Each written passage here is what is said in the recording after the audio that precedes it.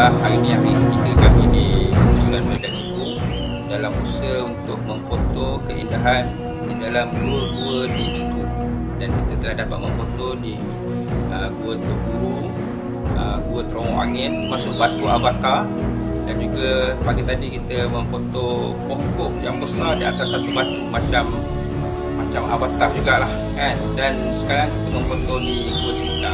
Jadi kita sama tim luar biasa foto dan juga merapuk dari skill berusaha untuk menghasilkan foto-foto luar biasa. Semoga gua-gua di Ciku ini dapat diselamatkan bersama dengan kita punya sahabat-sahabat daripada Ciku, iaitu Encik Mak kita, Encik Ridwan dan juga Encik Oi. Jadi kita harap semoga gua-gua Ciku ini dapat dipelihara untuk anak cucu kita di masa yang akan datang.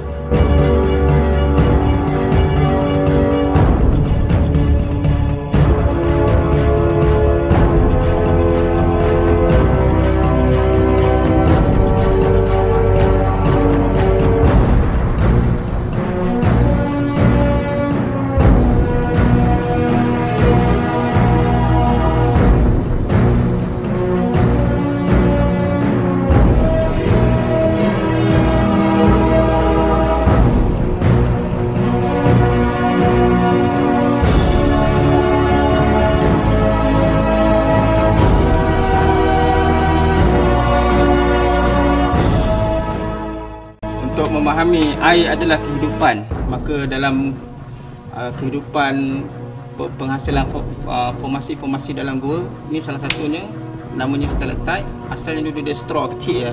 Jadi bila air ni berterusan menitik, dia akan membesar menjadi satu stalactite, dan di bawah ni tempat jatuhan air tu dia akan jadi stalagmite.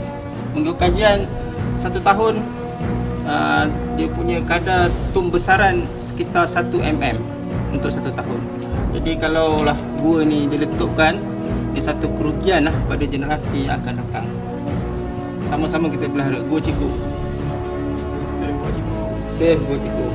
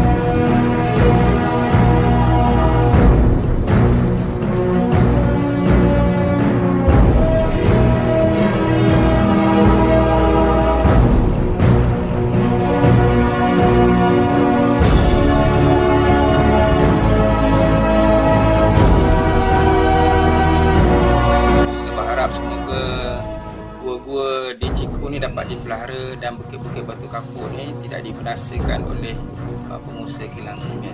Semoga gua-gua ni dapat dipertahankan untuk anak cucu cicit kita di masa yang akan datang. Kita sama-sama support usaha untuk selamatkan Gua Ciku. Save Ciku Cave. Save Ciku Cave. Selamatkan Gua Ciku. Ciku Cave. Save Ciku Cave. Selamatkan Gua Ciku. Save Ciku Cave. Save Ciku Cave. Save Ciku Cave. Alright.